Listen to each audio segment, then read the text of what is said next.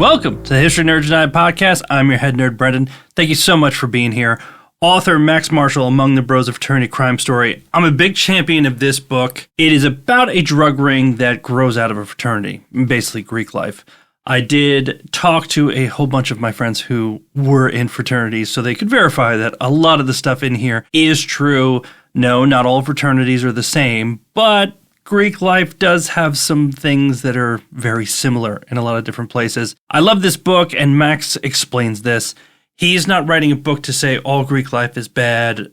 You know, don't let your kids go to college and join a frat or a sorority.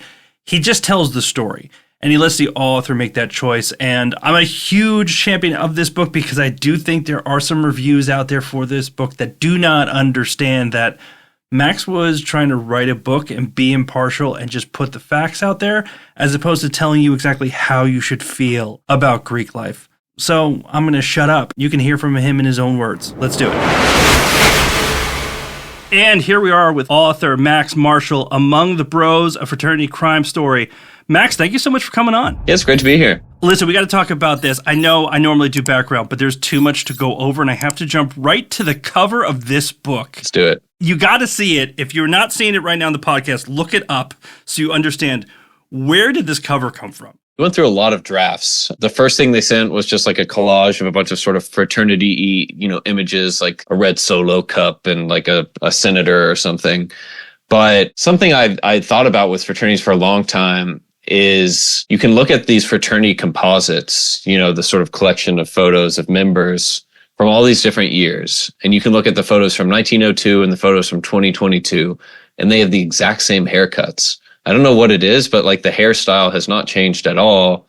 And neither is like the smirk and some of the same last names too. But basically I sort of was looking all over the internet for a guy from sort of the fraternity founding father era. So this was a guy who had founded Sigma Nu in the 1860s, who had the right hair and sort of the right look, and found it and sent it to HarperCollins. And then a designer there had the idea to throw the pastel polo with the collar right under it. It's the pop collar that did it for me. Yeah, the pop collar really does it. But yeah, people see that photo and they think it's a guy in the book, but it's actually a guy who's been dead for, over a century, which is, I guess, good for this podcast. But yeah, it is funny. He really had the look down pretty early. Now, this is a true crime story, but I mean, this is something where the fraternity part of this in Greek life, to kind of get bigger about it, is so important as a background to understand it. Yeah. But people have very strong feelings about fraternities. Like, I would say, you're not supposed to talk about mixed company, religion, money, or politics. I feel like fraternities are becoming a part of that list. Is there any concern when you're starting to write this? Like, half the people are going to not want to read it right away, or people are going to have preconceived notions. Was that a concern when you started this? Absolutely. I mean, in a way, it's kind of a combination of religion, money, and politics, is like kind of what a fraternity is. And then, throw gender and race in there. And I mean, it's kind of all there. It is sort of a thing where half the people who read it, or probably more than half, are just going to hate fraternities from the gate. And then everyone else is going to feel incredibly protective of hazing secrets, just how much they get away with, just how much money's in the system, just how much power's in the system. They are, ostensibly secret societies. And so having someone who was on the inside airing all that out, yeah, it was definitely something I was worried about. But at the same time, as a writer, what better thing could you ask for than something that touches on all those pressure points and, makes people feel that much? It's a pretty rich thing to play with. One of the funny things about Greek life is when you're in it, and you were in a fraternity yourself, it's big, but it's also super small. Yeah. Before we hit record, I was telling you that there was a page in your book where you're talking about a specific hazing incident at Dartmouth, right? Yeah. And I have a friend who will remain nameless, as will his frat, but I immediately took a screenshot, sent it to him, and it was amazing. I just said, hey, was this you? And within 30 seconds, he came right back and said, oh, no, it was this frat. Yeah. I'm like, did you have to ask anybody? He goes, no. Because of this, and this, it was obviously this frat.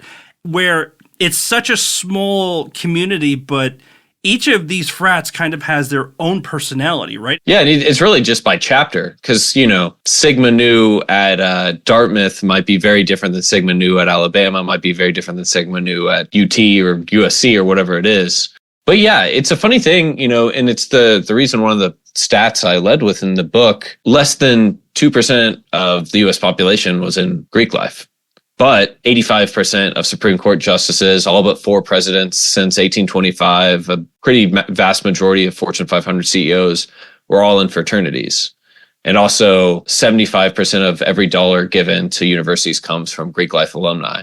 And so it's kind of this like really intense concentration of wealth and power that, to get into the history of it, it's sort of always been that way. Fraternities were basically founded in the 1800s because up until the 1800s, the only kids going to American universities were the elite. But then schools started doing these ministerial programs where kind of farm boys would show up to learn to be ministers. And all the kids from, Greenwich, Connecticut, or, whatever the equivalent was at the time were like, well, we don't want to drink with the minister farm boys. So what are we going to do? I guess we'll start our own club and we'll throw some Knights Templar stuff in there and some Greek alphabet in there and a little bit of Masonic ritual. And we'll call it a fraternity, and we'll get drunk, haze each other, and then, help each other get into country clubs. It's kind of remained that way, but it's exactly right. It's like this very small thing that's very specific, but also it's big in that it's shaping the world we live in. And there's also talking to friends who were, in frats and depending on the school. For some places like Dartmouth, talking to people, they said, if you're not in Greek life, there isn't much to do. For sure. Depending on what college or university you're in, it's like if you want something to do on the weekends, you might have to go into Greek life just because of that. For sure. And, some of it is a function of the drinking age being 21. Because unless you have a fake ID, you're not going to be getting into bars. But all you need to do is go to a fraternity party, and there's going to be a keg, and there's going to be, a handle of whiskey, and there's going to be girls, and there's going to, everything you would want at a bar, going out, you could find at a fraternity. And so the drinking age going to 21, I think, was actually probably a pretty great thing for a fraternity recruitment. Well, what's really funny is your main character here, Mikey Schmidt. Yeah. That's how he started, right? Was just fake IDs. Yeah, I mean, it's a great way to make friends when you show up to school if you're the fake ID hookup. He had an entrepreneurial mindset from the beginning, certainly. And just an interesting way that he came into it. It wasn't like he was a legacy and he came from so much money he didn't have to worry about it. Mikey was one of those guys that really had to find his own path. Yeah. I mean, the section of the book where you talk about how he decided which frat he was going to be in, and I didn't even realize this, the hierarchy of frats. Definitely. Is just fascinating because you wouldn't know anything about it unless you were part of this system. Yeah, we can get into it, but I think there are a lot of things that the common Hollywood conception of fraternities gets wrong. But I do think one thing people don't realize in the fraternity system generally is you can show up to any university and ask someone in Greek life, what are the best 3 fraternities and what are the best 3 sororities on this campus? And people will answer immediately. Like there's always an answer. And, some people might debate like, oh, the third best is this and not this, or they've gone downhill because this last pledge class was, sketchy or whatever. And, even your friend, before we hit record, you were saying, he was like, oh, yeah, I was in a upper tier fraternity at Dartmouth. And the second you said that, like 3 went into my head. But within that, there's this sort of social status Olympics that's just never ending. And it's, everything is sort of this conspicuous consumption of sort of showing why you're one of the best ones, why you have the most money and the best parties and the best connections, and you can get away with the most. And these fraternities really are all like everything is optimized toward that competition, basically. I think that's what ultimately drove a lot of the drug ring in the book. And it's almost kind of the perfect system to run a drug ring. Without getting into too much, I do want people to just kind of see this whole thing grow organically throughout the book because it's insane.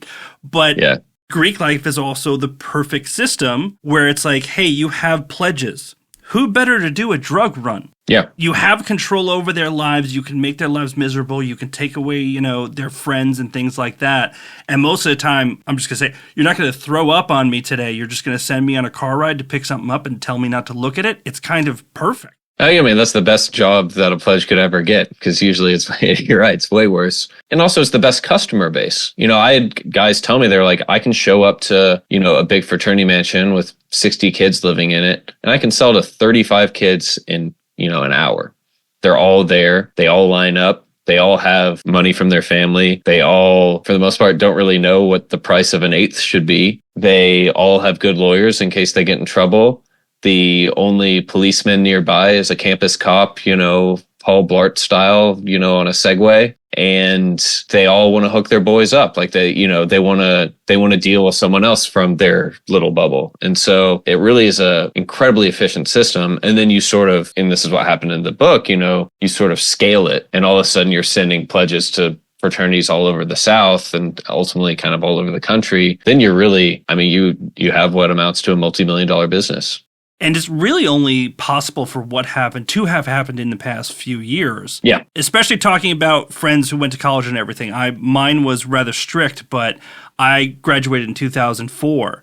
And, you went and it was keg parties and they were crazy. Maybe there was some weed going around and stuff like that. Depends where you were. Sure. But this story takes it to a whole new level because it seems like the game has changed. All of a sudden, it's less about the beers and more about the pills. Definitely. And I think it's a few things. I think one, the dark web is just massive because it used to be if you wanted to deal drugs on a college campus, you had to basically link into a supply chain that was connected to organized crime in one way or another. It was either coming from a cartel or someone linked to a cartel. It was coming from a gang or someone linked to a gang. And that's, pretty scary for your average Kappa Sig. When the dark web came about and all you needed was campus Wi-Fi, it became pretty easy. And, kids would just get it shipped to their dorm room and it would be in the campus mail center. And, it might be smuggled in Rob Schneider DVD jackets, or it might just literally be a big USPS box that, no one's ever going to check because there's just so much mail moving every day. And at this point, one DEA agent told me that the U.S. Postal Service is the biggest drug trafficker in the world. And there's just so much going through the mail. That really changed the game. And I think at the same time, the demand for pills like Xanax has just absolutely skyrocketed. In the last 20 years, opiate overdoses have gone up 8x, and Xanax overdoses, benzodiazepine overdoses have gone up 10 or 12x. So like even more so than opiates. Something I've been actually reading about in the last few months is scientists have stopped calling it the opiate crisis and started calling it the polypharmacy crisis or the polydrug crisis, because actually so many overdoses now are sort of a combination of drugs. And funny enough, that was something I was seeing while I was reporting. Kids didn't call it polypharmacy; they called it sidecarring. But it's the idea of like a sidecar, the little rig you put next to a motorcycle. And I think I've seen it in person like twice. I feel like I saw it in cartoons hundreds of times. But you're like drinking 12 beers. Well, that comes with a big hangover. But you can drink 3 beers, have a Xanax, feel like you drank 12 beers, and then wake up the next day feeling fine. Or you might be doing a big old gator tail line of cocaine and feeling paranoid, so throw in some Xanax. And it's like all this like balancing, customization, and yeah, I think that really has taken off in my generation.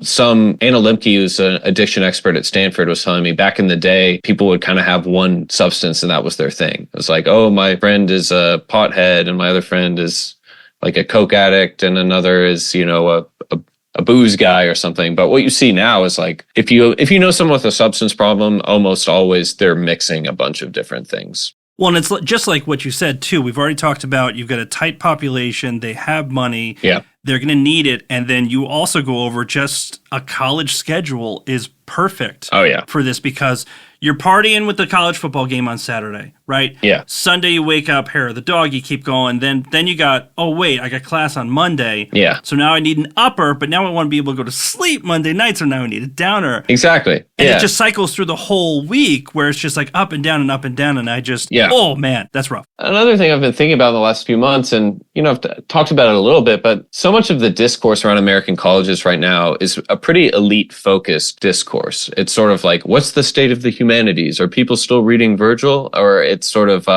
what's the state of campus protest? What are people saying about Israel and Palestine? And these, of course, are very pressing questions.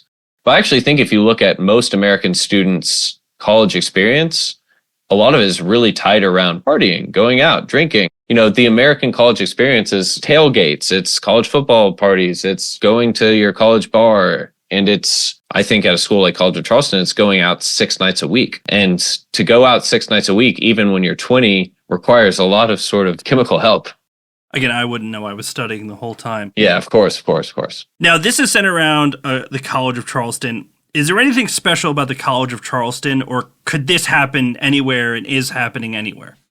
I think there is something special about the College of Charleston, which is it's this kind of intense combination of sort of the Deep South meeting New England wealth. You have in-state kids paying less for tuition from sort of smaller South Carolina towns. And then you have wealthier sort of upper middle class kids from, say, Atlanta and Memphis, Texas to an extent, Nashville. And then you have really, really wealthy kids coming down from Greenwich, Connecticut, Westchester, New York, Massachusetts, like, sort of Hamptons and Nantucket kids who want a beach party on the Eastern Seaboard that's not too close to mom and dad, but you could still take a private jet flight up and be in a few hours if you had to be. Like, there are those kids there too. And so it's this kind of crazy combination.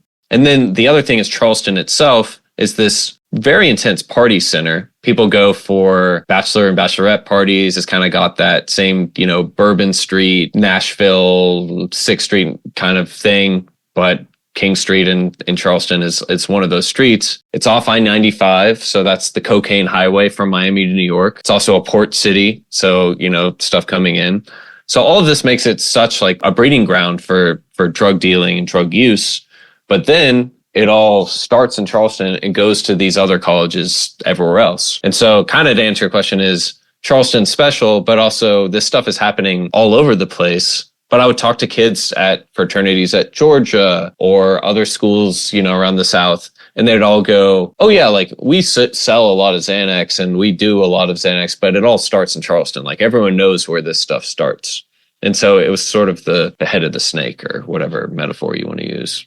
What I find very interesting is Mikey's your central character, and a lot of people get pulled into that. Yeah. But I'm not going to say Mikey was industrious. I would say industrious. I'm not going to say smart because it didn't turn out well, but he was industrious, but not amazingly so.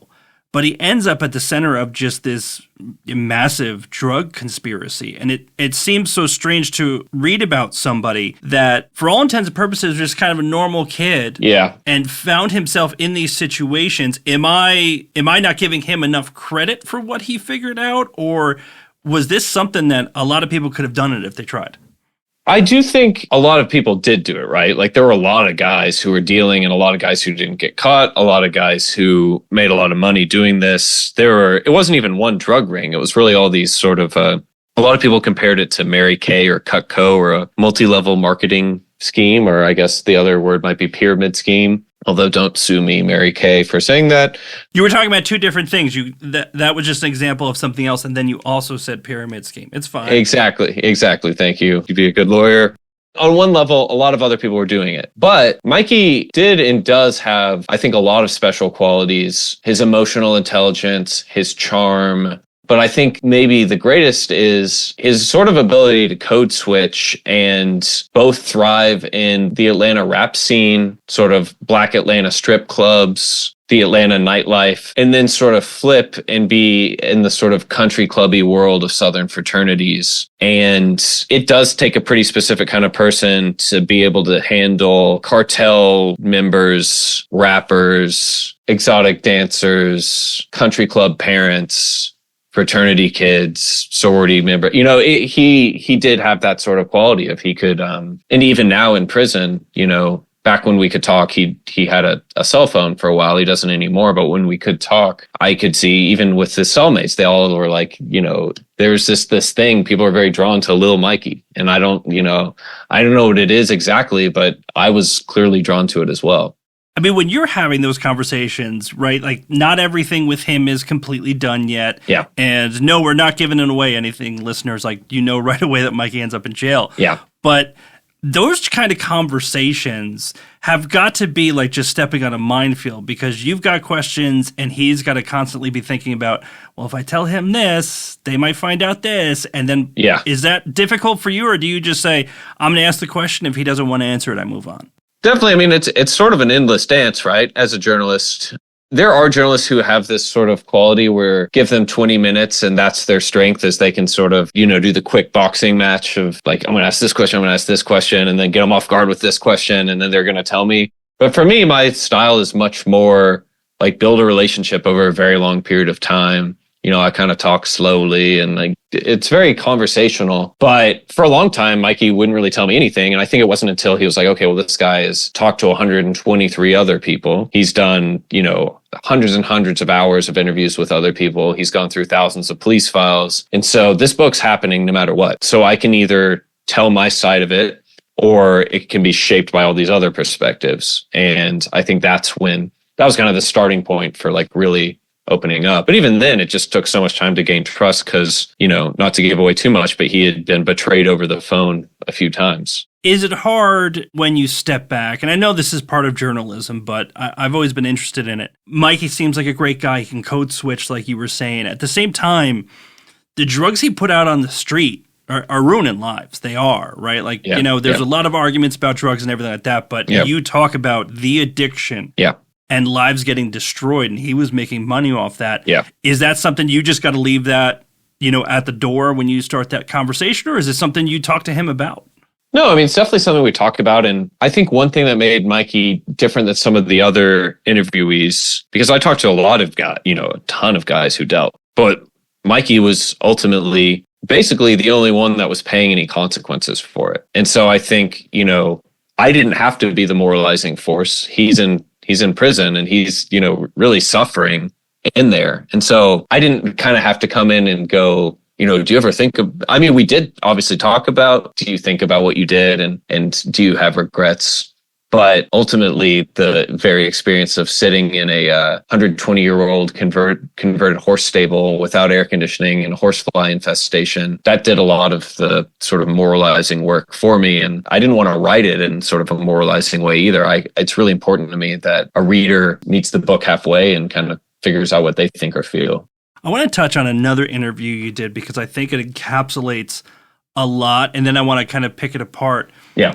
You had an interview with a source, and that source told you about all sorts of sordid things that went down. Yeah.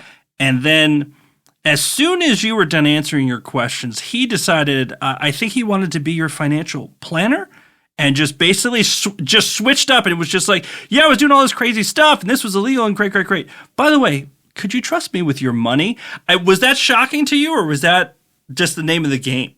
Yeah, it's funny. So he had been a Xanax dealer and he was telling me about that. And then he was telling me like a day in the life, senior years, describing how these drugs get mixed, basically the polypharmacy thing we were talking about. He was one of the people who introduced me to the idea of the sidebar or the sidecar. And he was like, you wake up, you're hungover, you drink a beer in the shower, you take a Xanax, you do a few lines of cocaine, of course you're smoking weed all day, and then you start to get tired, so more cocaine. Then you start to get paranoid, so more Xanax. And then, your boy isn't on the same level, so you do what's called a QB sneak, and you like basically secretly drop some Xanax into his beer. It's basically like a roofie you want to be part of. And the whole time he's standing there wearing a suit, holding a leather binder, and, he keeps going and going. There's, more and more of sidecarring and drug mixing. And then I turn off the recorder and he takes out the leather folio and pitches me not only on being my financial planner, but also doing my life insurance. And it was in some ways shocking, but in some ways it was the most natural segue of all time. Like knowing guys from this world, that kind of conversational flip happens all the time. It's like talking about your crazy weekend. You're talking about the crazy hazing stories you have. You're in some ways no different than talking about like the back nine of the game of golf you played on Sunday. And all of a sudden you get down to business. And it's like, okay, well, let's figure out the deal terms of this real estate deal or whatever. And that is sort of the coin of the realm, as it were. It was honestly a pretty good pitch. I had to really muster all of my boundary drawing to be like, sorry, bro, like can't do it. What I do love is that he probably would know a lot considering he basically tried to kill himself with all these drugs for 4 years. Yeah. Especially that anecdote that comes a little bit further in the book, but if I can get on my soapbox for a second. Yeah. Especially, we talked about people are going to have strong views on fraternities right off the bat. Yeah. And I think I like to read other reviews just to kind of see, hey, am I seeing everything that everybody else is seeing and all that stuff? There's quite a few that I think completely missed your point, which is you don't in this book go on a diatribe on frats are bad, this is awful, we should abolish them. But I think an anecdote like that you put in there, I think you're kind of saying like, hey, if you thought this was all cool, just remember that, this kind of stuff is happening out there where this person was selling drugs and now they're doing this. I felt like I kind of got what you were doing the whole time, which is you're not going to condemn anyone one way or the other, but the choices that you make in the book, I think, kind of tell you a lot about Greek life. Definitely. And I think, setting out to write the book, I was like, I don't need to tell people that waterboarding an 18-year-old is bad. And I don't need to tell people that running a multi-million-dollar drug network that ends with a murder and, so many overdose deaths and all this destruction, and then ultimately ends with the police sort of covering so much of it up and allowing basically everyone to get away with it. I don't need to tell people how to feel about that. I feel like, to me, my job is to basically show how this links to American power, to show the inside of a very closed bubble of wealth and power that most people don't get to get inside, and make connections with kind of the world we live in. But ultimately, I'm just not and there are writers like this, and some people do it well, but I'm not the kind of writer who's like, here comes the message, choo choo, like open wide. And then, here's how you need to feel about this. That's a creative choice. But I think anyone who reads that book thinking that my takeaway is just that these guys are awesome, I guess that reading is open to someone. I do feel strongly, I'm not going to tell someone how to read the book, but it's very different than how I read it when I reread it. I'll say that. I think there's always going to be a section of people. I was discussing this with producer Mike right before. Yeah. And just some people watch Wolf of Wall Street and think, that's the coolest thing ever, man. And it's like Goodfellas. Yeah. If you watch Goodfellas and you get to the end and you're like, oh, I'd love to be a gangster. It's like, I'm not sure you got the point of that, but okay. Well, first of all, it's funny because these guys loved the movie Wolf of Wall Street. They printed out shirts that called themselves the Wolves of King Street with photos of Leo on them and handed them out. I talked to multiple guys in the drug ring who called themselves like the Wolves of King Street in different fraternities. They all loved The Wire. A lot of them love Goodfellas. They all love Scarface. And even though each of these movies ends with like a violent downfall, they all just remember the first act as being awesome. And there's that very pretentious, Truffaut French art house quote, there's no such thing as an anti-war movie. Because people do the same thing with Apocalypse Now. Like my dad said in the 80s, the broiest guys he knew would be like, I love the smell of napalm in the morning. Totally unironically, because they just thought that was a cool quote. And I was aware when I wrote this book that there are going to be people who read Mikey's story and who read the College of Charleston drug ring story and think the same thing, who think like, oh, this is just awesome. But my job is I'm not giving a sermon, I'm telling a story, and I think the story has a message, but like a good story is told and not sort of like spoon-fed. And so similar to the creative choice Scorsese made with Goodfellas, at some point you just have to tell the story. Goodfellas would be a much worse movie if at the end Martin Scorsese stepped in front of the camera and said like, hello audience, I know the story you just watched is exciting and full of many a twist and turn, but I just want you to know that. Don't try this at home. Yeah, Henry Hill is bad. And it's like, yeah, like that's not art. That's like a children's story. Yeah, I feel the same way. But you're right. There are always going to be some people who read people like American Psycho and think Patrick Bateman is aspirational. Like no matter what you do, just by telling a story with a protagonist and like making them complex, there are people who just think it's, there are people who only want to watch the whacking scenes from Sopranos. Like they just want, it's like, this is a problem as old as storytelling, I think. And I certainly don't think the solution is to just tell people what the moral is at the end. Well, Max, one more question for you. And I mean, I can't imagine we need to sell anybody more on this, but there are people who just don't want to read nonfiction. They're like, it's going to be boring. It's just a bunch of facts thrown at me. Sure. I put one of those people in front of you and they said, why should I read Among the Bros? What would you tell them? Well, I think the facts are arranged in an incredibly narrative way. It really is like, it's weird to talk about your own book like this, but I do think I've been told it is a page turner and that the characters and plot twists and sort of absurdity of it all in some ways is crazier than fiction. And obviously that's a cliche, but I do think in a world in which I sometimes convince myself nothing is shocking anymore, I think I certainly found some things in this book that really were. But, there are a lot of ways to read the book. There's the sort of like, it's a thrilling crime caper kind of like the, Goodfellas reading. There's the I want to understand American power and the sort of way these men are formed and the things they learn and the things they get away with and the things they like to do when no one's watching. It's a story about class, certainly. It's a story about drug addiction. It's a story about the consequence of a life without consequences. A story about anxiety in my generation. It's an incredibly American story, I think, in a lot of ways. For me, reading is a basically purely hedonistic activity. I read for pleasure. Hopefully it gives, gives you some pleasure when you read it. Well, Max, I can confirm that it actually is a page turner. You don't need to say it yourself. I'll say it. Oh, thank you. Thank you so much for coming on. I really appreciate it. Yeah, really enjoyed it. And that's it for this episode, Max. Thank you so much for coming on Among the Bros. I highly recommend it, people. Go into it with an open mind. I think you're going to end up liking it a lot, if not loving it. Hit us up, Instagram, Twitter, Facebook. Don't forget YouTube. Until next time, nerds, stay cool. History Nerds United.